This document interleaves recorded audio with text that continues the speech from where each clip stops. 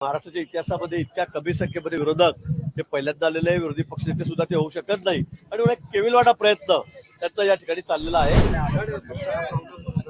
आज अधिवेशनाचा पहिला दिवस आहे। अतिशय मला वाटतं विरोधक जे आहेत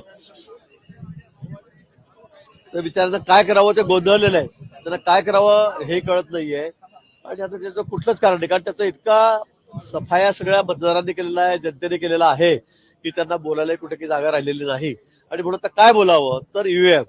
तर मला सांगा, लोकसभेच्या वेळेला त्यांना एवढं मताधिक्य मिळालं, एवढ्या मोठ्या प्रमाणात खासदार त्याचे निवडून आले, त्यावेळेला त्यांना गोड वाटलं। इतर राज्यामध्ये ज्यावेळेला त्यांचं सरकार येतं त्यावेळेला त्यांना ईव्हीएम खरं वाटतं आणि एकदा पराभव झाला की त्यांना ईव्हीएम खराब वाटतं, काहीतरी त्याच्यामध्ये घोटाळा वाटतो। मला वाटतं की आता विरोधकांचा पूर्ण सफाया मतदारांनी केलेला आहे, त्यांना सांगण्यासारखं इथे काही राहिलेलं नाही।